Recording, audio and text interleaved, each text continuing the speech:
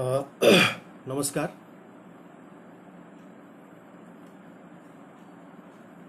A, तपाईँहरूले सायद login गरिसक्नु भएको छ दार्जिलिङ मिररको यो फेसबुक पेजमा।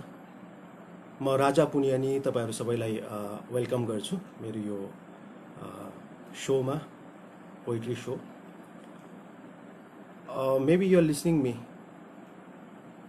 Maybe you can hear me. कसैले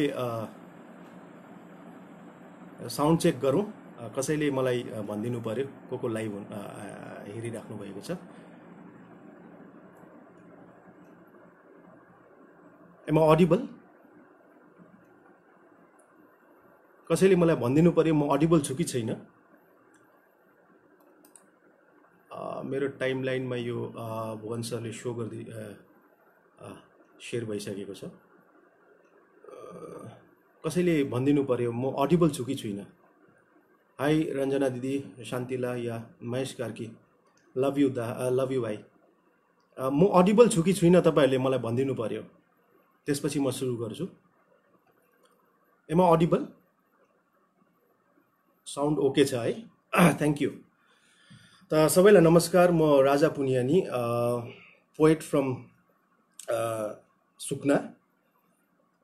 सुकना चाहिँ यो एउटा भिलेज, फरेस्ट भिलेज हो। यो एउटा के भन्ने, यो एउटा जङ्गल हो। म जङ्गलको बिचमा बस्छु। भारतको एउटा कुना, बङ्गालको एउटा कुना दार्जिलिङको एउटा कुना सुकुना। म सुकुनाबाट तपाईँहरू सबैलाई फेरि पनि नमस्कार जनाउँछु। दार्जिलिङ मिररको पक्षमा पनि। दार्जिलिङ मिरर एउटा भर्खरै खोलिएको मिडिया पोर्टल।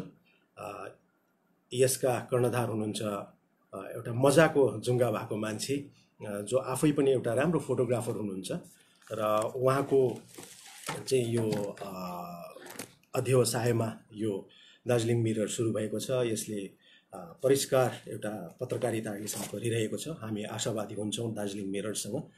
र दार्जिलिङ मिररले पोएट्रीलाई एउटा स्पेस दिने भएको छ र यो रेगुलर स्पेस हुनेछ। र आज यसको फर्स्ट एपिसोड मैले गर्नु पाउँदा म आफैलाई चाहिँ गर्वान्वित महसुस गरिरहेको छु। आइ एम थ्याङ्कफुल टु साथी भुवन बमजन, अनि thankful to Darjeeling Mirror, KNK कवि एन्ड कविता यो सो को नाम छ। र यो सो चाहिँ लकडाउनमै सुरु भएको छ, तर यो एज पर दार्जिलिङ मिरर यो सोलाई जारी राख्ने उहाँहरूको भनाइ छ।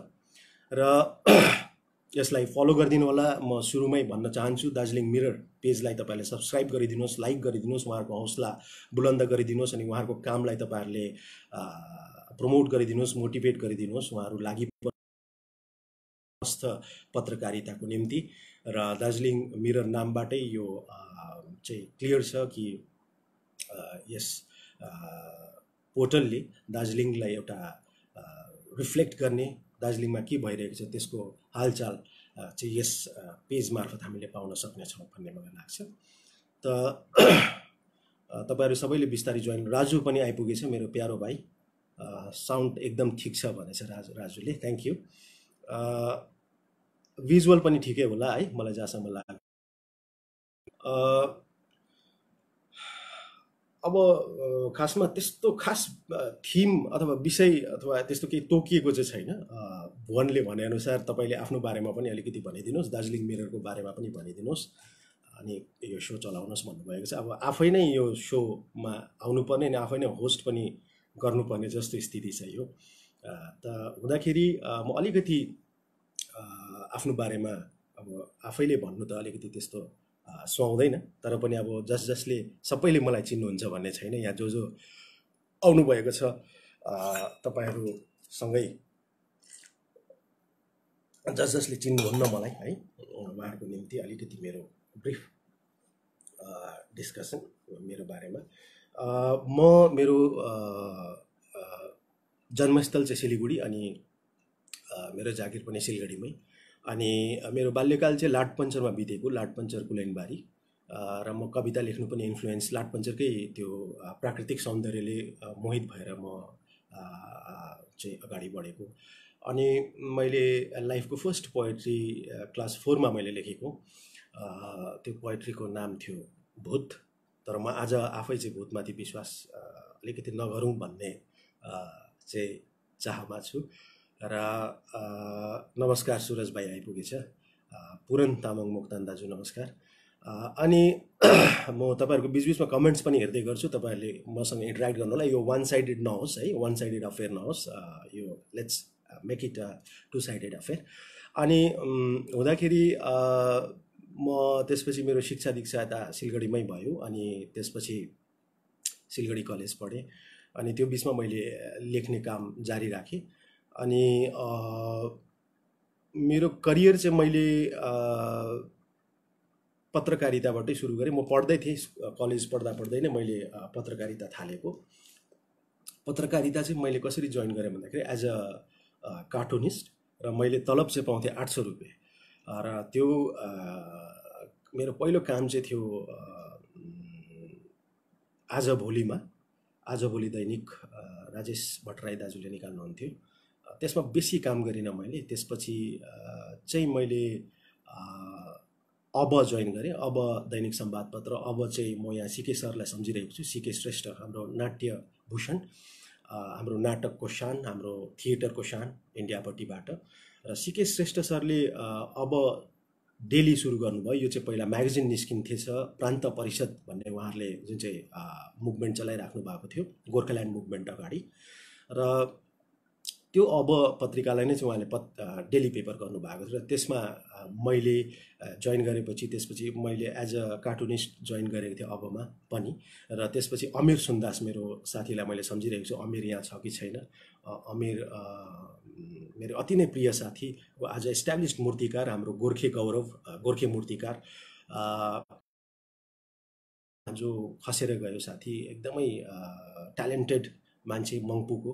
त्यसपछि ऊ नेपालमा गएर कान्तिपुर समूहमा पनि उसले काम गर्यो। र विलास, म, अमीर, हामी त्यसमा आर्ट सेक्सनमा थियौँ।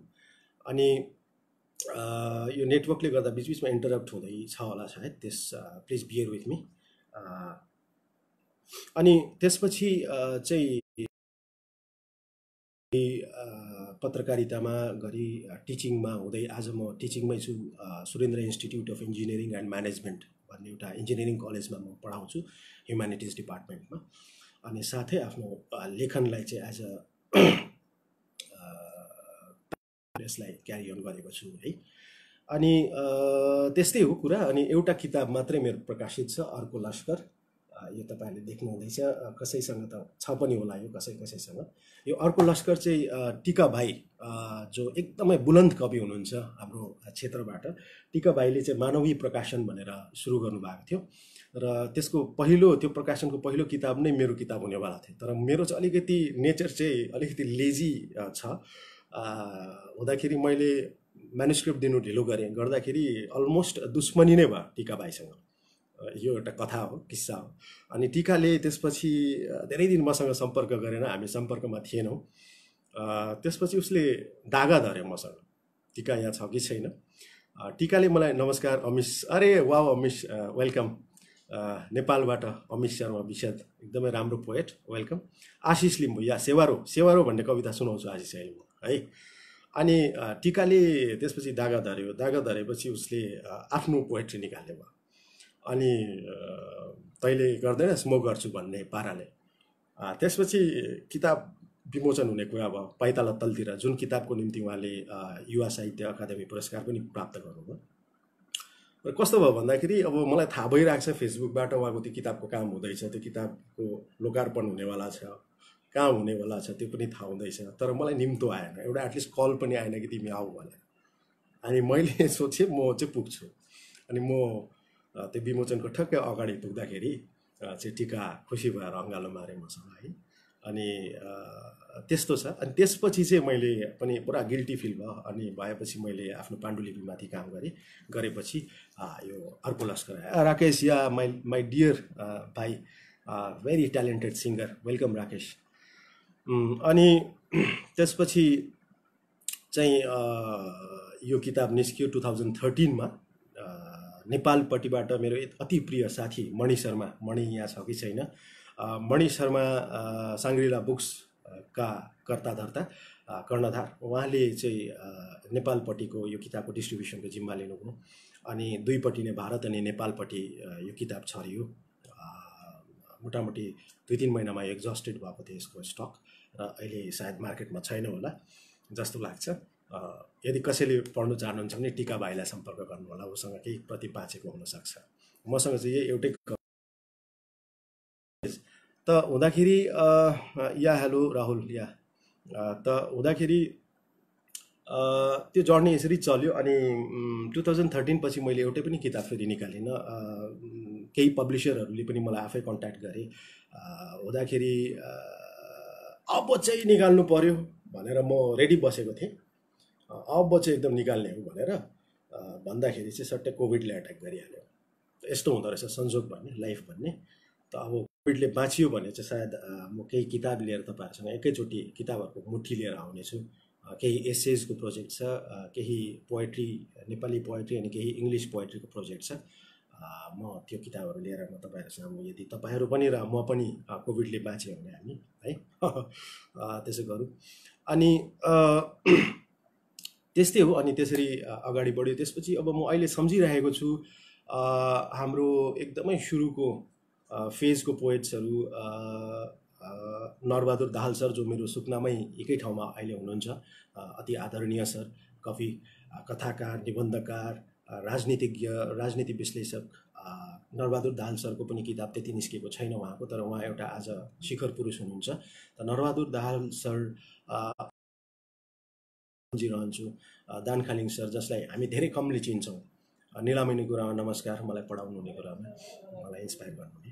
त हुँदाखेरि त्यसरी चाहिँ दान खालिङ सर, नरबहादुर दाहाल सरहरूले चाहिँ मोजेस भाइ पनि आएछ, मोजेस त्रिखत्री या रतन तामाङ, या वेलकम। त हुँदाखेरि त्यो एउटा रोमान्टिसिजमको फेज सुरु भयो। उतापट्टि रविन्द्रनाथ टेगोरहरूले बङ्गलामा छायावाद सुरु गरिरहेका थिए, र यतापट्टि हिन्दीमा पनि छायावाद नै थियो। सुमित्रानन्द पन्त, निरालाहरूले गरिरहेका थिए। त्यो टाइममा यहाँ चाहिँ दान खालिङ सरहरूलाई श्रेय जान्छ कि एन्टायर नेपाली साहित्यमा, नेपाल भारत सबै मिलाएर कि साहित्यलाई चाहिँ मान्छेसम्म पुर्याउने, र एकदमै सुललित मुभमेन्ट थियो। र उहाँहरूले निकालेको किताब थियो एउटा, त्यो किताब चाहिँ अहिलेसम्म पनि प्राप्य भएको छैन मलाई। त्यो किताब मैले एकदमै खोजिरहेको छु। दान खालिङ सर र हाम्रो वीरेन्द्र सुब्बा सरहरूले, उहाँले दुईजनाले त्यो एउटा किताब निकाल्नु भएको थियो। त्यो फर्स्ट किताब हो, फर्स्ट लिटरेरी, एकदमै स्ट्रङ्गेस्ट लिटरेरी बुक हो त्यो। त्यो तपाईँहरूले पनि खोज्नु सक्नुहुन्छ। त्यो मैले चाहिँ पाएको छुइनँ त्यो किताब है। अनि दान खालिङ सरमाथि चाहिँ वेराज मैले एउटा फिचर लेखेको छु। त्यो किताब मैले उल्लेख गर्न मात्रै पाएको छु, त्यो किताब मैले पढ्न पाएको छुइनँ। अनि त्यसपछि चाहिँ दार्जिलिङको नेपाली लिटरेचर यस्तो पाराले बढ्यो। अझ 1923 मै फर्स्ट नेपाली पत्रिका गोर्खे खबर कागज निस्किसकेको थियो। अनि त्यसपछि दार्जिलिङ एकदमै ब्रिटिस टाइममै एकदमै लिटरेचर, आर्ट, कल्चर लिएर एकदमै एक्टिभ एउटा गढ भएर गयो। यहाँसम्म कि बालकृष्ण समले भन्नु कर लाग्यो कि आज दार्जिलिङले जे सोच्छ भोलि नेपालले त्यो सोच्छ। तर आज ठिक उल्टो भएको छ जस्तै लाग्छ। वेराज त्यस्तो गढ भएको ठाउँमा चाहिँ दार्जिलिङमा धेरै लिटरेरी ट्यालेन्ट्सहरू आयो। त्यो हाम्रो कुटुम्बहरू हुनुहुन्छ, उहाँहरू हाम्रो धरोहरहरू, पुर्खाहरू, इन्द्रबहादुर राई, इन्द्र सुन्दास, डाक्टर कुमार प्रधान हुँदै चाहिँ पोएट्रीमा चाहिँ हामीले गुमान सिंह चामलिङ, जो एकदमै एडमेन्ट खाले, एकदमै एग्रेसिभ भनेर हामीले थाहा पाउँछौँ, जसले चाहिँ एकदमै बोल्ड राइटिङ गर्नुहुन्थ्यो। उहाँले जति चाहिँ तपाईँको क्रिटिसिजममा हात चलाउनु भयो त्यति नै कवितामा पनि चलाइराख्नु भएको भए आज अझै अर्को कीर्तिमान हुन्थ्यो। तर उहाँले बढी क्रिटिसिजममा हात चलाउनु भयो। त हुँदाखेरि गुमान सिंह चामलिङ, त्यसपछि चाहिँ लक्खीदेवी सुन्दास हुँदै चाहिँ हामी अर्को थुम्का पाउँछौँ। मनप्रसाद सुब्बा दाजुलाई म यहाँ सम्झिरहेको छु हार्दिकतावश, राजेन्द्र भण्डारी दाजु, अनि हुँदै हुँदै चाहिँ त्यो नेक्स्ट फेजमा आयो। केवल चन्द्र लामा, रेमिका थापा, सञ्जय विष्ट, सञ्जय बान्तवा, सुधीर छेत्री एकदमै इम्पोर्टेन्ट कवि आजको, आजसम्म उहाँले लेखिराख्नु भएको छ। त त्यो बिचमा एउटा फेज आयो, तेस्रो आयाम, जुन तेस्रो आयाम चाहिँ क्युबिस्ट भनिन्छ कि क्युबिस्ट मुभमेन्टबाट, आर्टको पेन्टिङको क्युबिस्ट मुभमेन्टबाट इन्फ्लुएन्स थियो। क्युबिजम चाहिँ पाब्लो पिकासो एकदमै 20th सेन्चुरीको एकदमै ठुलो आर्टिस्ट, उहाँले ल्याएको त्यो जुन चाहिँ क्युबिस्ट मुभमेन्ट थियो, त्यो मुभमेन्टले यति साह्रो, त्यो आर्टको मुभमेन्ट हो तर यति साह्रो इन्फ्लुएन्सियल त्यो मुभमेन्ट थियो कि नाजी पावर पनि हल्लिएको थियो। उहाँको एउटा पेन्टिङ थियो गुएर्निका भन्ने, त्यो गुएर्निका भन्ने पेन्टिङको लागि नै उहाँलाई असल्ट पनि भयो, उहाँ पलायन गर्नु पर्यो, निर्वासित हुनु पर्यो पाब्लो पिकासो।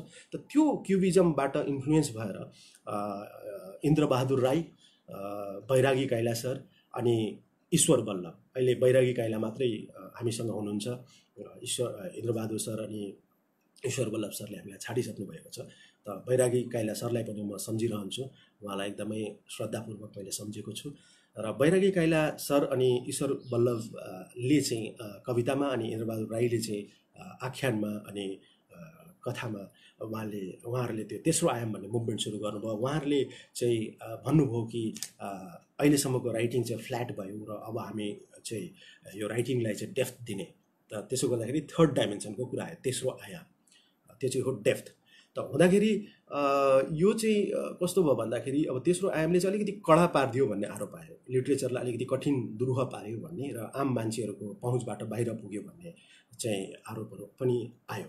त्यो टाइममा क्रिटिसिजम भयो र त्यसको ठुलो क्रिटिक चाहिँ गुमान सिंह चामलिङ पनि हुनुहुन्थ्यो। उताबाट असमपट्टिबाट चन्द्रेश्वर दुबे भन्नेले ठुलो किताब। त हुँदाखेरि तर त्यो त्यो त्यो मुभमेन्टले चाहिँ एउटा हल्लाएर राखिदियो एन्टायर नेपाली लिटरेचर, यहाँ सबै नेपाल अनि इन्डिया चारैतिरको लिटरेचर, नेपाली लिटरेचरमा एउटा नयाँ मुभमेन्ट आयो र त्यो मुभमेन्टले धेरै राइटर्सहरू पनि कि चाहिँ एकातिर पारिदियो र कि चाहिँ नयाँ राइटर्सहरू जन्मायो। तर बढी जसो राइटर्सहरू चाहिँ छेल लाग्यो, ओझेल पर्यो भन्ने पनि आरोप छ। त हुँदाहुँदै पनि तर त्यो तेस्रो आयामको मुभमेन्टलाई हामीले दरकिनार गर्न सक्दैनौँ। तेस्रो आयामको मुभमेन्टले एउटा ठुलो एउटा उपस्थिति जनाएको नेपाली लिटरेचरमा।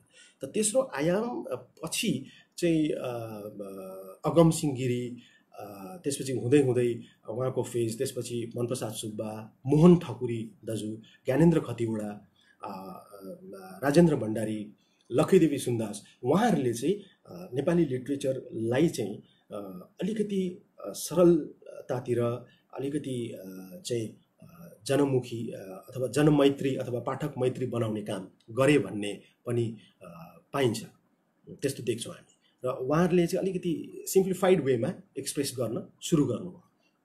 र त्यसको नेक्स्ट फेजहरूमा चाहिँ हामीले अरू मुभमेन्टहरू पायौँ। त्यसपछि सङ्क्रमण भन्ने एउटा लिटरेरी मुभमेन्ट पायौँ, त्यसपछि विचलन भन्ने मुभमेन्ट पायौँ, त्यसपछि किनारीकरण भन्ने मुभमेन्ट, र सँगसँगै हामीले चाहिँ हस्तक्षेप भन्ने मुभमेन्ट सुरु गऱ्यौँ। र हस्तक्षेप सँगसँगै समावेशी भन्ने मुभमेन्ट आयो र अहिलेसम्म चाहिँ अरू मुभमेन्ट देखिएको छैन। त हुँदाखेरि अब अहिले चाहिँ जुन चाहिँ राइटिङ छ, त्यो अहिलेको राइटिङ मैले एकदमै आशा होपफुली हेरिरहेको छु, अप्टिमिस्टिकली हेरिरहेको छु। अहिले हामीले लेखिरहेको हुँदामा चाहिँ हामी सँगसँगै म यहाँ हाम्रो राजु पोखरेल एकदमै बुलन्द पोएटको रूपमा अगाडि आउनुभएको छ। त्यसपछि राजु पोखरेल सँगसँगै चाहिँ हामीले लुबिना कृतिका लाई पनि देखिरहेको छौँ, एकदमै प्रमिसिङ पोएट। त्यसपछि मोजेस त्रिखात्री, त्यसपछि अभाव्य, यसरी राकेश वाङ योन्जन, यसरी नयाँ हाँसको पोएट्सहरू हामीले पाइरहेका छौँ। र यो पोएट्सहरूको दस्ताले चाहिँ एकदमै नयाँ एक्सप्रेसनमा काम गर्ने कोसिस गरिरहेको देखिन्छ। भलै कोही बेला त्यो रिडन्डेन्ट पनि हुन्छ, कोही बेला रिपिटेसन्स पनि देख्न सकिरहेको छौँ, थिम्सको, स्टाइल्सको, त्यसमा अलिकति काम गर्नुपर्ने हुन्छ जस्तो लाग्छ आजको हाम्रो यो भाइ बहिनीहरूले, साथीहरूले। चिसो, प्रभात राई चिसो पनि एकदमै प्रोमिनेन्ट पोएट, उहाँ पनि आउनुभएछ। चिसो भाइ चिसो छैन, एकदमै तातो न्यानो हुनुहुन्छ। प्रभात राई चिसो लेख्नुहुन्छ, तर is very brilliant and very talented गाई। उहाँबाट पनि हामीले धेरै आशा गर्न सकिरहेको छौँ। र हुँदाखेरि चाहिँ यो जुन चाहिँ दार्जिलिङपट्टिको जुन चाहिँ लिटरेचरको अलिकति मैले कुरा गर्न चाहेको चाहिँ कुरा चाहिँ के हो भन्दाखेरि आजको जुन चाहिँ राइटिङ छ त्यो आजको राइटिङमा हामीले देखिरहेको केही फिचर्सहरूमा चाहिँ एउटा चाहिँ हो प्रेम। यो प्रेमको थिम बढी रिपिट भइरहेको जस्तो मलाई लागेको छ। अलिकति थिम्समाथि हामीले काम गर्नुपर्छ जस्तो लाग्छ। यत्रो थुप्रै थिम्सहरू छ। अनि सोसियल स्टिग्माहरू लिएर पनि मलाई अनि सोसियल इस्युज पोलिटिकल इस्युजलाई नसमातिकन हामी अगाडि बढ्न सक्दैनौँ। र किनभने लिटरेचरको काम नै त्यही हो। लिटरेचरले लिड गर्दैन सोसाइटीलाई त्यस्तो पाराले पोलिटिक्सले जस्तो, तर लिटरेचरले चाहिँ दिशानिर्देश गर्ने एउटा एउटा एउटा एउटा इन्साइट दिने हो। एन्टायर सोसाइटीलाई एउटा लिटरेचरले चाहिँ एउटा चाहिँ त्यो हेर्ने आँखा दिने हो। र आँखा त्यो पनि अथरले दिने होइन, मान्छेको सबैको आफ्नै आँखा हुन्छ। तर यो आँखाको कुरा गरेको होइन, अफकोर्स पर्सेप्सनको कुरा गरेको, फिलोसफीको कुरा गरेको, आइडियोलोजीको कुरा गरेको। त राइटरले चाहिँ मोटिभेट गर्ने काम हो हामीले। त त्यो हामी आफै पनि पहिला चाहिँ तर मोटिभेट हुनु पऱ्यो। र के लेख्नु, लकडाउन छ, सरकारले थिचिरहेको छ, सत्ताले पेलिरहेको छ, त्यस्तै स्थितिमा स्ट्रेसमा चाहिँ जन्मिने हो राइटिङ। राइटिङ कहिले पनि आराममा जन्मिँदैन। राइटिङ भन्ने कुरो चाहिँ स्ट्रेसमै जन्मिन्छ, यो तकरारहरूमा जन्मिन्छ र सङ्घर्षहरूमा जन्मिन्छ। र हामीले त्यत्रो यो जुन चाहिँ मुभमेन्टको फेजहरू पायौँ, गोर्खाल्यान्ड मुभमेन्ट भयो, त्यस 86 to 88 मा जुन चाहिँ ठुलो मुभमेन्ट भयो, त्यो टाइममा हामीले त्यस्तो राइटिङ त्यसलाई आर्काइभ गर्ने राइटिङ पाएको छैनौँ। त आख्यानमा गुप्त सर, गुप्त प्रधान, समीरण प्रियदर्शी सर हुँदै त्यसपछि नन्द हाङखिम, त्यसपछि चाहिँ तपाईँको असित राई, उहाँहरूले आख्यानमा राम्रो काम गर्नुभयो। त्यसपछि बी योन्जन, उहाँहरूले आख्यानमा गोर्खाल्यान्ड मुभमेन्ट 86 को मुभमेन्टलाई उतार्ने काम गर्नुभएको छ। सञ्जय विष्टको पनि काम भएको छ गोर्खाल्यान्ड मुभमेन्ट त्यो 86 को मुभमेन्टलाई उतार्ने। अनि त्यसपछि चाहिँ हामीले आज छुदिनको 1986 भन्ने एउटा कथा सङ्ग्रह र त्यसपछि आज फात्सुङ पाएको छ। भलै फात्सुङ लिएर डिफ्रेन्सेस अफ ओपिनियन पनि आएको छ। अहिले फात्सुङ चर्चामा छ र त्यो चर्चा हामीले बरकरार राख्छौँ। ले पाउनुपर्ने चर्चा मैले पाएको छ जस्तो लागेको छैन। छुदेनी यहाँ छ कि छैन मलाई थाहा छैन। त एनिवेज, त हुँदै त्यो मुभमेन्टलाई चाहिँ आर्काइभिङ गर्ने र समाजको एउटा मानसिक दुईटा पाटा हुन्छ, दुईटा फेज हुन्छ। एउटा चाहिँ तपाईँको भौतिक फिजिकल लाइफ हुन्छ, दुईटा लाइफ हुन्छ। एउटा फिजिकल लाइफ, एउटा साइकोलोजिकल, एउटा मानसिक लाइफ। त त्यो फिजिकल लाइफलाई चाहिँ आर्काइभिङ गर्नको निम्ति चाहिँ लिटरेचर अगाडि आउनुपर्छ जस्तो मलाई लाग्छ। त हुँदाखेरि आज हामीले यो सिचुएसनमा, अब लकडाउनको सिचुएसनमा हामीले देखिरहेका छौँ कि अब प्राय हरेक पोर्टल्स, हरेक च्यानल्समा हामीले कविता लिटरेचर देखिरहेका छौँ, गीत देखिरहेका छौँ। त हेर्नुहोस् यसले के बताउँदैछ भन्दाखेरि मान्छे जब चाहिँ भौतिक लाइफबाट उक्ताउँछ उसलाई कहाँ जानु पर्दो रहेछ त भन्दाखेरि आर्टमा। त यो आर्टको चाहिँ यो चाहिँ पावर हो। र मान्छेले आर्ट लिटरेचर यो चिजहरू चाहिँ सबभन्दा पुरानो मान्छेको हेरिटेजको, मान्छेको हिस्ट्रीको, मान्छेको कल्चरल लाइफको सबभन्दा पुरानो चाहिँ उत्पादहरू, प्रडक्ट्सहरू हो। र त्यो चाहिँ आजसम्म जारी छ। अल्ट्रा मोडर्न युगमा पनि मान्छेलाई जब भौतिक लाइफबाट विरक्ति हुन्छ, बोर्डम हुन्छ, भौतिक लाइफले जब आफैलाई रगड्नु थाल्छ, त्यति बेला ऊ चाहिँ लिटरेचरकै शरणमा जानुपर्छ भन्ने आजको यो कोभिड टाइमले प्रुभ गरिरहेको छ। र लिटरेचरलाई हामीले जतिसम्म हामी फिजिकल यस्तो प्रोग्रेस, यस्तो डेभलपमेन्ट गऱ्यौँ भनेर डिङ हाँकिरहेको थियौँ।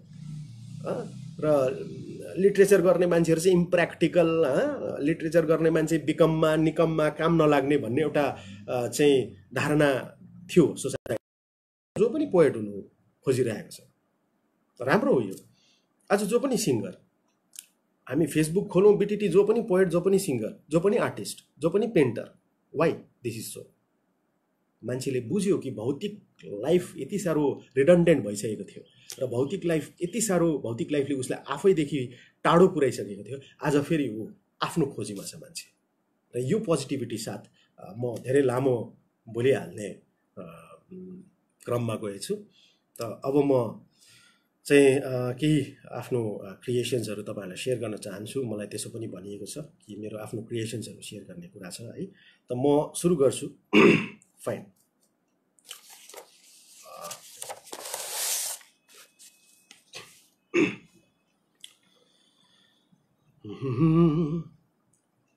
मदनले भोटा जानै नपर्ने, मदनले भोटा जानै नपर्ने सुखको जुनी खै। मदनले भोटा जानै नपर्ने सुखको जुनी खै। मुनाले सधैँ मदन पाउने ढुक्कको जुनी खै। मुनाले सधैँ मदन पाउने ढुक्कको जुनी खै। मदन चाहिँ भिसा अफिस आउँदै ठिक्क छ। मदन चाहिँ भिसा अफिस आउँदै ठिक्क छ। मुना सधैँ पानी धारा धाउँदै दिक्क छ।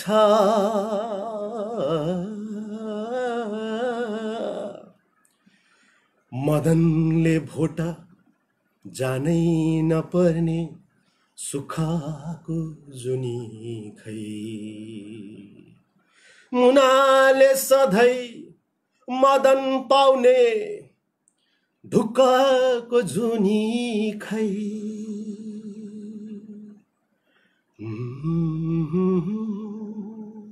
गाउँ रित्तो भो, गाउँ रित्तो भो, घर रित्तो लै लै मनै रित्तो भो। गाउँ रित्तो भो, घरै रित्तो लै लै मनै रित्तो भो। दिन काट्छ बाटो हेर्दै लहै रातै तितो भो। घुम्ती पिछे फेरि बस्छ मदन मुनाको घर। पुस्ता पुस्ता सरी बस्छ इतिहासको बगर।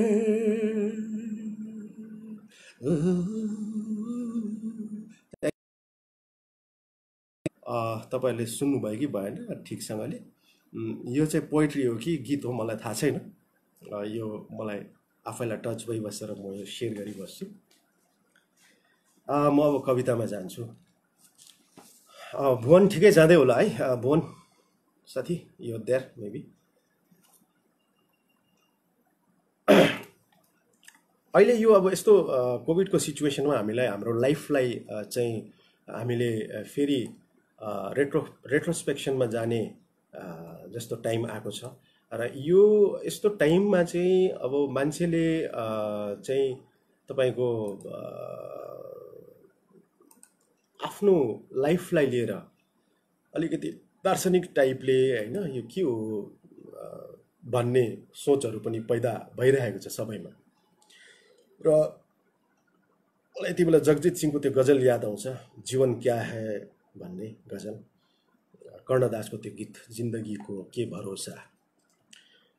त्यस्तै सोचमा लेखेको एउटा कविता छ कि यो लाइफ चाहिँ के हो आखिर, यो एउटा डस्टको पार्टिकल त रहेछ, धुलो त रहेछ भन्ने जुन चाहिँ सोच छ, त्यो सोचलाई लिएर लेखिएको कविता म सेयर गर्दैछु तपाईहरुलाई है। कविताको शीर्षक छ सेवारो है धुलो सेवारो। नेपालतिर खुब मन पराइएको कविता हो, रुचाइएको कविता, धेरै गर्दिनुहुन्छ कवितालाई। हाउलुङ्गा तिम्रो जख्खु फोक्सोको पृथ्वी त हन नाथु धुलोले बेरियो भन्छ। खोक खोक बेर है कटुवा, खोक खोक झार है धुलो, खोक खोक तान है सूर्य। सेवारो है धुलो सेवारो। धुलै धुलोले अन्धेरो भएको हो कि यो संसार।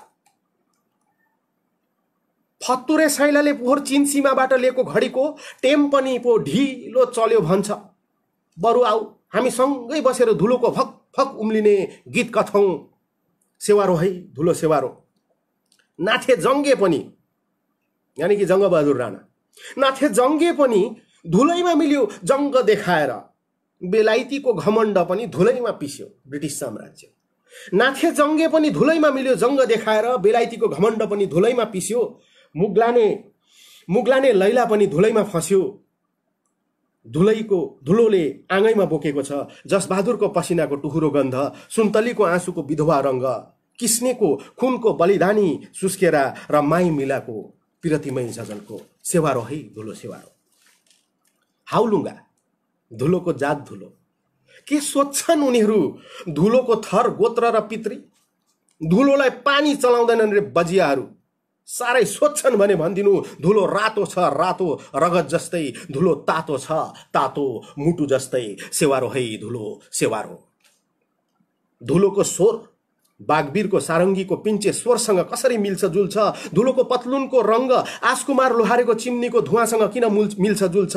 धुलोको केस हर्कलालको नाम्लोको दमसँग कसो गरी मिल्छ जुल्छ? हाउलुङ्गा हाम्रो नलिहाडको मासी खान्छ हो धुलोले। मरुवाको लडाईँको रक्ती माग्छ धुलो। हारजितको कर्ची मर्ची ज्ञानको जाँडसँग खान्छु भन्छ धुलो। सेवारो है धुलो सेवारो। धुलोले खुब बुझ्छ, धुलोले खुब बुझ्छ हाम्रो मनको रहर डर र कर। धुलोको कैलो कलेजोभरि टाँसिएको छ हाम्रो हारको रङ्गी बिरङ्गी धुलो मुलो। र धुलोलाई सास बढ्छ सास जब यसले हाम्रो इतिहासको बिडीको एउटा लामो सरको तान्छ। गाउँ खाने कथा हाले पनि, महाकाव्य सिलो खाले पनि, यो जिन्दगानी धुलो केवल धुलो, धुलो केवल धुलो। सेवारो है धुलो सेवारो। अरु के?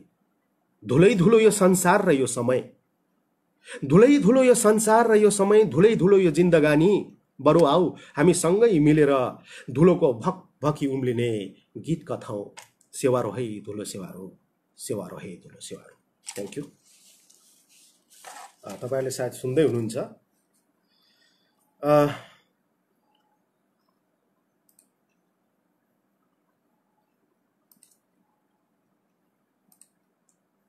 अर्को कवितामा जान्छु म। तपाईहरुलाई बोरिङ भएको छैन भने अगाडि निकै गफ भयो। एउटा प्रेम कविता। आज हामीले कस्तो प्रेम गरिरहेका छौं त? हाम्रो मोजेस भाइहरुले, कृतिकाहरुले, चिसोले,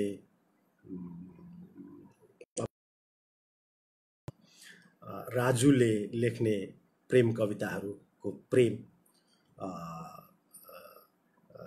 ले आजको यो जुन चाहिँ कन्ट्राडिक्सन छ, यो कन्ट्राडिक्सनलाई देखाइदिरहेको अवस्था हो।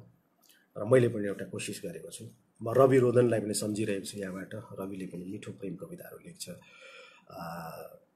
मनप्रसाद सुब्बा दाजुले पनि प्रेम कविताको फेरि एउटा किताब निकाल्ने कुरा सुन्दैछु।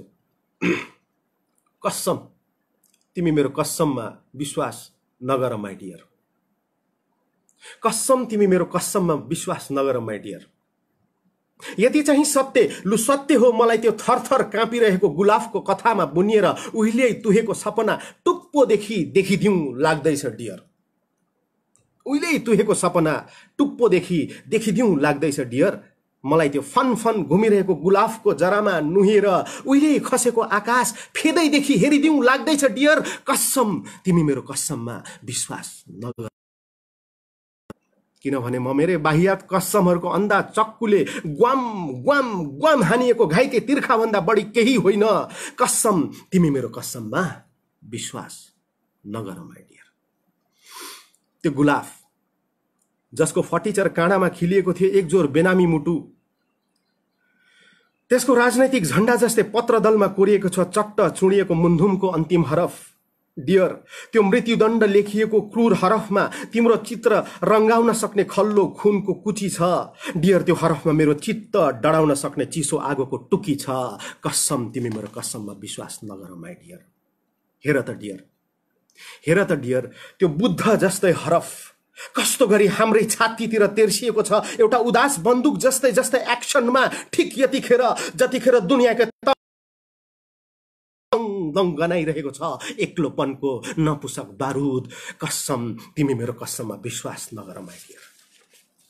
क्रूर भिडको मूर्ख पाइतालाहरूदेखि जोगिँदै हामीभित्र मुस्किलले बाँचेको बालक, क्रूर भिडको मूर्ख पाइतालाहरूदेखि जोगिँदै हामीभित्र मुस्किलले बाँचेको बालक फक्रक्क फुलेको छ यतिखेर चेगोभारा जस्तै त्यो गुलाफ भएर। र अहिलेलाई त्यसको चिचिला बोट जहाँनिर उभिएको छ नि माइ डियर, त्यहीँनिर टुसुक्क बसेको छ केवल एउटै चिहान, जुन हामीले तिम्रो र मेरो लागि एकसाथ खनी छाडेका हौं। त्यो चिहानको निधारमा हामी नमरी खोपिएको बारकोड जस्तै मृत्यु तारिख खासमा तिम्रो र मेरो जन्म तारिख थिएछ। कसम, तिमी मेरो कसममा विश्वास नगर माइ डियर। ओ डियर, लु त माचिसको टाउको जस्तै तिम्रो ओठमा रातै लिपस्टिक दलिराख। ओ डियर, लु त माचिसको टाउको जस्तै जस्तै तिम्रो ओठमा रातै लिपस्टिक दलिराख। छम्किराख हाङबुजी गर्दै मेरो खडेरी खेत जस्तै जस्तै छातीमा ठस्स गनाउने पेट्रोलको आखिरी केही थोपा र उघार परेली, उघार छाती, उघार आकाश। झट्ट आऊ, कति मजा आउनेछ साटासाट गर्नु आदिम सास यो मृत्यु उपत्यकाको प्रेमिल गुफा कैदमा। कसम, तिमी मेरो कसममा विश्वास नगर माइ डियर। बरु म अम्बर हुँ, तिमी धरती गुनगुनाउँदै कसिएर एकार्काको अङ्गालोमा बाँधिराख र बाँचिराख बिन्दास एक सेकेन्डको खोलभित्र। एक झ्याउकिरे जुनी, एक झ्याउकिरे जुनी। कसम, तिमी मेरो कसममा विश्वास नगर माइ डियर। Thank you. खै तपाईँहरूले सुन्नु हुँदैछ कि छैन, के कस्तो छ?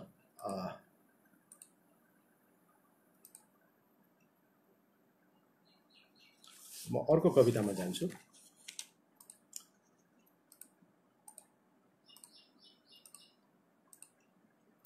मेरो नेट ओके नै होला है, तपाईँहरूले सुन्दै हुनुहुन्छ होला।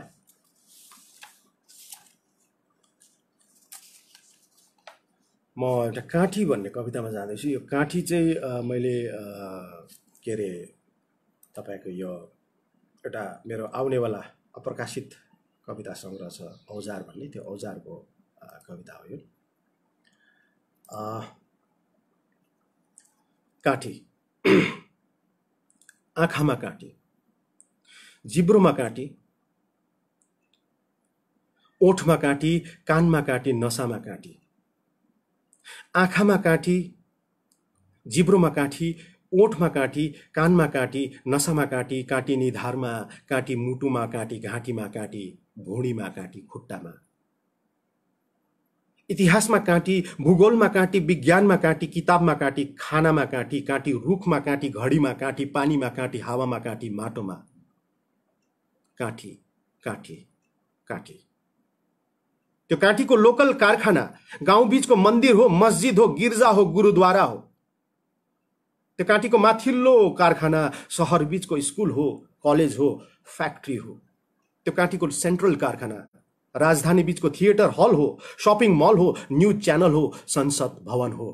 काटी, काटी, काटी। विचारमा काटी, प्रेममा काटी, लडाईमा काटी, सिर्जनामा काटी, शब्दमा काटी, काटी आँसुमा काटी, हाँसोमा काटी, संवेदनामा काटी, होशमा काटी, जोशमा काटी, बेजोशमा। काटीको सबभन्दा ठुलो कारखाना त तिम्रै खोपडी हो मनुवा। काटीको सबभन्दा ठुलो कारखाना त तिम्रै खोपडी हो मनुवा, जहाँ राज गर्छ ढुङ्गे युगको अति आधुनिक मुखियाले। पनि तिमी आफै थियो, जसरी त्यो काटी ठोकिएको मान्छे तिमी आफै हौ। खासमा त्यो मार्तोल पनि तिमी आफै थियौ, जसरी त्यो काटी ठोकिएको मान्छे तिमी आफै हौ। र अब पर्खाइ छ त्यही मार्तोलको, र पर्खाइ छ अब त्यही मार्तोलको, जसले ठोकी राखेर गएको हो हजार हजार काटी तिम्रो गिदीमा। काटी, काटी, काटी। ए काटी, ए काटी, अन्तिम काटी ठोकिएको थियो तिम्रो गिदीमा। त्यसपछि मार्तोल निदाएको हो हिमनिद्रा। मार्तोल जाग्दैन, मार्तोल उठ्दैन, मार्तोल बोल्दैन। तिमीले दुनियाँ थामेको हात मात्र बचाइएको छ, अब हातमा मात्र छैन काटी। अब एउटै छ उपाय, अब एउटै छ उपाय, उतार दुनियाँलाई हातबाट। उतार दुनियाँलाई हातबाट, नपर्ख गुलाम मार्तोललाई, र आजसम्म अरूकै लागि चलाएको तिम्रो हात आफ्नो लागि चलाओ। शताब्दी शताब्दी बिजेर आएको काँटी उब्काओ, काँटी उब्काओ, काँटी उब्काओ, काँटी उब्काओ, काँटी उब्काओ। Thank you.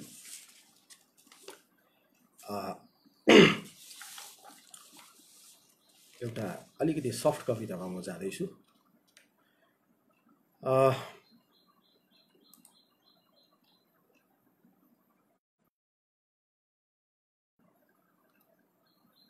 कृतिका बहिनी पनि आएछ। मैदराज दाजु नमस्कार, कस्तो हुनुहुन्छ? सन्चै हुनुहुन्छ होला। यहाँ केही इन्टरेक्सन केही गर्नु मन लागेको थियो तपाईँहरूसँग। तपाईँहरूले केही सोधिदिनु भयो अथवा केही बात मार्नुभयो भने मजा आउँथ्यो। तपाईँको केही आएको छ जस्तो मलाई लागेन। खुसेन्द्र दाजु पनि आउनुभएको रहेछ। यस खुसेन्दा, खुसेन बुबु, हाउ आर यु? विशेष भाइ पनि रहेछ। ठिक छ। पारस दाजु पनि आउनुभएको रहेछ। नमस्कार, नमस्कार दाजु। Okay fine.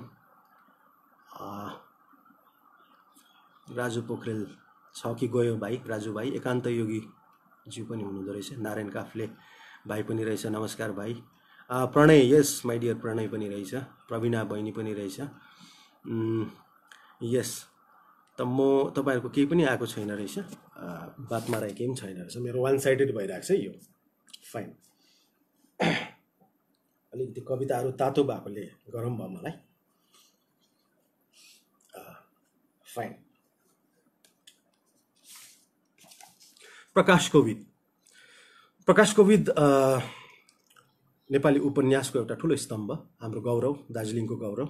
यहाँसम्म कि नेपालकै मेरा केही इस्ट्याब्लिस्ड स्क्रिप्ट राइटर, फिल्मको स्क्रिप्ट राइटरहरू, इस्ट्याब्लिस्ड उपन्यासकारहरूले पनि मलाई सेयर गरेका छन् कि उहाँहरूले पनि प्रकाश कोविदबाटै चाहिँ लर्निङ गरेका थिए, ट्रेनिङ लिएका थिए। त प्रकाश कोविदले झन्डै 50 भन्दा माथि नोभल लेखेर जानुभएको छ।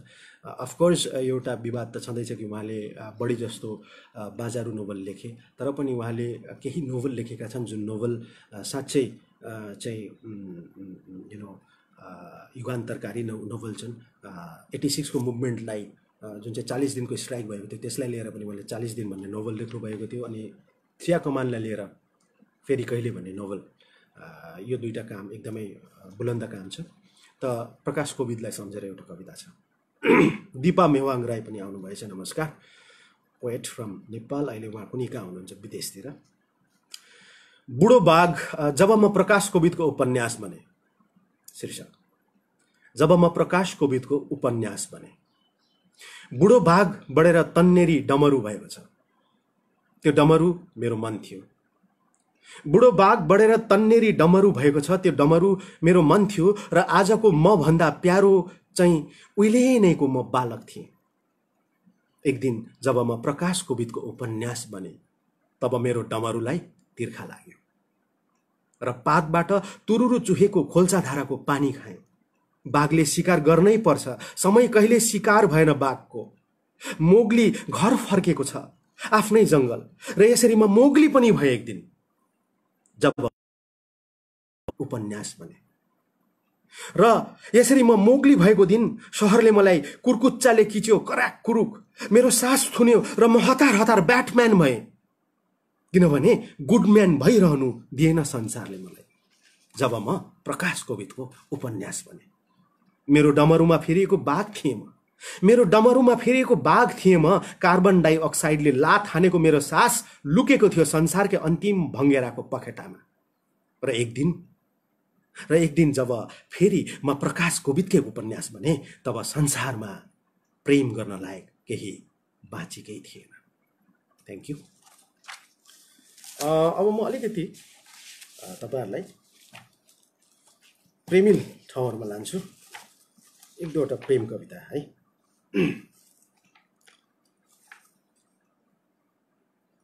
हिजोसम्म पछि थियो सरकार, हिजोसम्म पछि थियो सरकार, हिजोसम्म पछि थियो बजार मेरो नामको। हिजोसम्म पछि थियो सरकार, हिजोसम्म पछि थियो बजार मेरो नामको।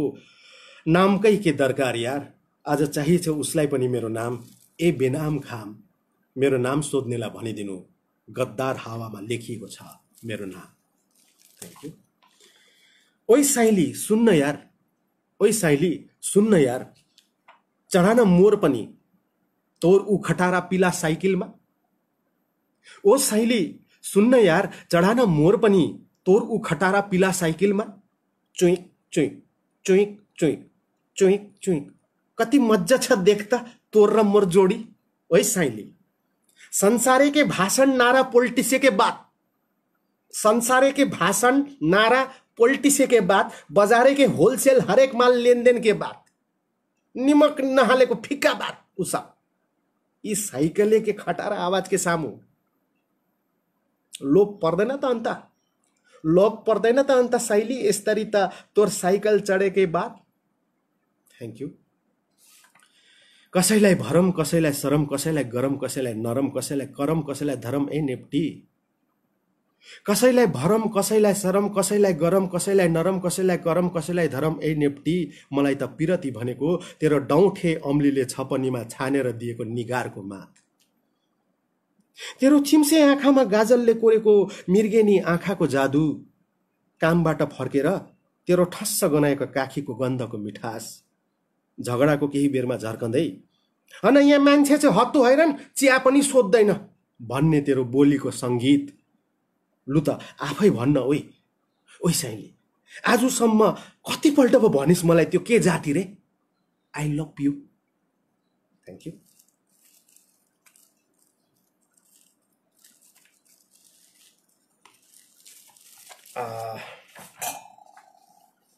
तिमी मलाई सम्झिनु, घुम्तीमा साँझ 5 बजी अल्पिसकेको गाडीको धुवाँ देखेर छोडिएको मेरो मन हेर्नु, भिडमा एक्लै हिँडिरहेको अनाम मान्छे देख्दा मैले त तँलाई नै पो बोलाएछु।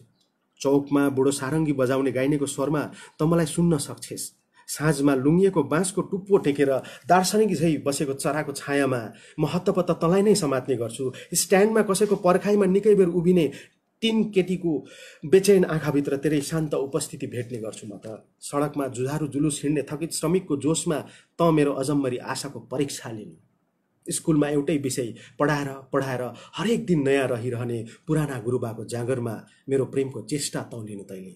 नदीमा बल्छी हालेर किनारमा बस्ने शान्त केटाको चञ्चल चित्तमा मैले तेरो स्थिर चित्तको अड्कल काटेको हुँ। भिरालो कुइनेटोमा घाँसको भारी बिसाएर बिडी चुस्दै उकालो हेरी पठाउने बुढाबाको लामो खुइयामा मेरो घाउको खोपिल्टा चिहाउनु तैले। ताप्केमा सेलाएको चिया घरिघरि तताउँदै ग्राहक रुँगेर उङिरहेको दोकाने दिदीको सुस्केरामा त मेरो पीडाको गहिराई छाम्नु। फाइलमा एक गुच्छ सिबी बोकेर नोकरी खोज्ने ब्याचलरको अँध्यारो निधारमा त मेरो अनगिन्ती कुण्ठा गन्नु। ताकमा किताब पसलको कसैले नकिनेको धुलाम्य कविता किताबमा म तेरे अबोला लवजहरू सुमसुमाई बस्छु। डाँडामा अस्ताउनै लागेको घामले पोखाएको आँसुलाई म तेरो आगमनको सञ्चार सोध्छु। गिटारमा बेहोस तारसँगै बजिरहेका बेतार धुनहरू सुनेपछि ऐ सुन्नेमा त मेरो सपनालाई निम्तो दिनु तेरो सपनाको गाउँमा। Thank you. या इन्टरेक्सनमा त्यति आउनु भएन, मैले स्टिल इन्टरेक्सन पर्खिरहेको थिएँ तपाईँहरूको पक्षबाट। सबै सायद हुनुहुन्छ कि हुनुहुन्न कि के हो, म एकदम एक्लो भएँ, एकदमै एक्लो भएछु। तपाईँले मलाई एक्लै पार्नु भयो, एक्लै छाड्नु भयो। म पिरती कवितामै छु फेरि। सायद हाम्रो टाइम पनि अलिकति हुनेवाला छ, अलिकति मात्र होला। ठिक छ।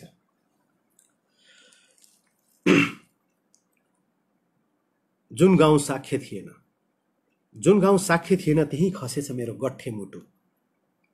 जुन गाउँ साख्य थिएन त्यहीँ खसेछ मेरो गट्ठे मुटु। र समयको यही धरापमा उभिएर जब गाउँछ मलाई तेरो मनचिरुवा गीतले, तब पर्खिरहेको हुनेछु त्यो आदिम घुम्तीमा तेरै अजनबी छायालाई। र खासमा नि मजा केमा पनि छ भने जुन बाटो हिँड्न सकिन त्यहीँ खसेछ मेरो मन रुमाल। जुन बाटो हिँड्न सकिन त्यहीँ खसेछ मेरो मन रुमाल। हे रामफुच्ची काइयोले कोरीबाटी गरे जस्तो, हे रामफुच्ची काइयोले कोरीबाटी गरे जस्तो चिटिक्क कहाँ हुन सकेर यो गजाङ गुजुङ जिन्दगी। ऐनामा हेर्दा माधुरी दीक्षित देख्ने भए पो रामसाइली। ऐनामा हेर्दा माधुरी दीक्षित देख्ने भए पो हे रामसाइली, ऐनामा हेर्दा शाहरुख खान देख्ने भए पो रामसाइला। ऐनाले त बस जे छ जस्तो छ उस्तै देखाइदिने हो। जसको आफ्नो अनुहार छैन, जसको आफ्नो अनुहार छैन, के देख्नु र ऐनामा उसले? फेरि के छ र ऐनासँग त्यस्तो? फेरि के छ र ऐनासँग त्यस्तो देखाइदिन अरूलाई? ए रामसाइली, हेर त डियर, हरेक धुवाको आफ्नै गीत हुन्छ। हेर त डियर, हरेक धुवाको आफ्नै गीत हुन्छ। त मेरो आगो म धुवा। Thank you. त यो मोटामोटी पिरती कविताहरू पछि म अब अन्तिमतिर आइसकेको छु। कुन चाहिँ सुनौँ म तपाईँहरूलाई? फाइन, म एउटा जस्तै भन्ने कविता सुनाउँछु तपाईँहरूलाई। आज जुन चाहिँ यो कपी क्याट छ, यो जुन चाहिँ क्यापिटलिस्ट सोसाइटीले हामीलाई जसरी कपी क्याट बनाइदिएको छ, त्यसमाथि लेखिएको कविता। जस्तैहरूको हाट भर्न गएको, जस्तैहरूको उपभोक्ता भिड, जस्तैहरूको हाट भर्न गएको, जस्तैहरूको उपभोक्ता भिड फर्किएको छ गाउँ। शहरको सपिङ मलबाट इच्छा जस्तै सरसामानहरू किनेर, जस्तैहरूको खोकी सुनेर थर्कियो तारको गीत जस्तै चराको पाउ। जस्तैहरू जस्तैको विरोध बोल्छन्, जस्तै नहुन अचेल। उनीहरूकै आवाजको चेपचापबाट चुहिहालेको छ उनीहरूको जस्तै। नयाँको खेती मासिँदै गएपछि जस्तैहरू जस्तैको बोली उमारेर स्वाङ गर्छन् नयाँ। जस्तै भएर पनि जस्तै नहुनु कस्तरी मरिमिट्दैछन् हेर्नु नि। जस्तैको शिकार खेलाउँदै जस्तैलाई पन्जामा हेर्दैछ उल्टाइ पल्टाइ कानाकोर्सी शताब्दीको मान्छेले। जस्तैहरूको मेला छ, रमिता छ, भव्य सिजन छ। आज जस्तै छ, आज हिजो जस्तै छ, आज भोलि जस्तै छ। आज जीवन जस्तै बाँच्ने लडाई छ यत्र तत्र, लडाई जस्तै लडाई पनि छन् यत्र तत्र। मान्छे जस्तै हुने कोसिसका सयौं सालहरू पहाडै पहाड खडा भए मान्छेको इतिहास जस्तै भूगोलमा। मुस्कान जस्तै मुस्कानको चलाक मखुण्डो, संवेदना जस्तै संवेदनाको सुक्खा नदी। हार्दिकताहरू ठोकिएर झर्दैछन्, संवेदनाहरू थुरिएर झर्दैछन्। हजारौं फिट अग्लो कदको मान्छेको हजारौं फिट फेदमा। आँसु जस्तै केही खसालेर संवेदनाको, आँसु जस्तै केही खसालेर संवेदनाको, जित जस्तै हार र हार जस्तै जित बीच मान्छेको बाटो जस्तै बाटो अघि बढ्छ। सम्बन्धहरूको चुडिँदै गएको धागोमा जस्तैको मन्जा लगाउन व्यस्त छन्। प्रेम जस्तै प्रेमको गुड्डी उडाउने बालक जस्तै बालकहरू। शिक्षक जस्तै शिक्षकहरू, डाक्टर जस्तै डाक्टरहरू, नेता जस्तै नेताहरू, इन्जिनियर जस्तै इन्जिनियरहरू र लेखक जस्तै लेखकहरूले भरिएको मान्छे जस्तै मान्छेको बस्ती गाउँ र सहरमा म पनि म जस्तै म नै त छु। उदार जस्तै देखिने साँघुरो प्रेममा बाँधिएर, उदार जस्तै देखिने साँघुरो प्रेममा बाँधिएर, स्वाधीन जस्तै स्वाधीनताको डिङ हाँक्छ नयाँ पालुवा। उपभोक्ता पनि खोजी खोजी किनेर लान्छ उसले खोजेकै जस्तो थोक। जस्तैहरूको किनबेचमा चेप्टिन्छ न जस्तै। पात जस्तै, फुल जस्तै, बात जस्तै, हात जस्तै, जीवन जस्तै, जगत जस्तै, जस्तैहरूको बातको गाँठो फुकाउँदै जस्तैहरूको कथा सुन्नुहुने तपाईँ। Thank you.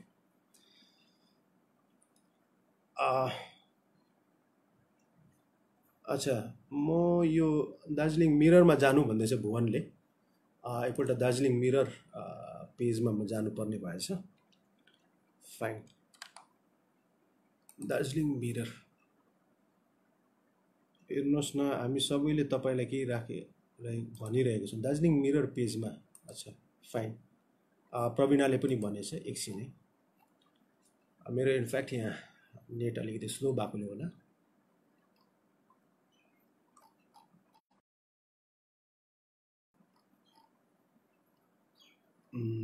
यस, अलिकति टाइम लिँदैछु, यो खोलिँदैछ मेरो page.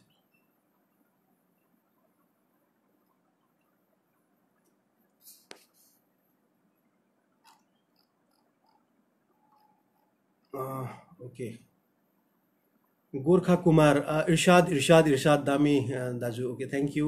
Srijana Raja, please read your encounter. ला, इन्काउन्टर त मसँग अहिले छैन यार। 132वटा कमेन्ट आएको रहेछ, मैले रेस्पोन्स गर्नै सकिनँ। एकछिन, यो मेरोमा कमेन्टै देखाएन। साक्य मुटु आजलाई चोखो साइनो जोडेर नै जोडिएको हो राजा भाइ। यस, लुबिना पनि आएको रहेछ कमेन्ट्स। ओके, कमेन्ट्स हेर्दैछु एकछिन है। कमेन्ट थुप्रो आएको रहेछ। आइएम सरी, लाइक मेरोमा कमेन्ट देखाएको छैन। एकछिन है, म यसलाई पेजलाई रिफ्रेस गर्दैछु। यो म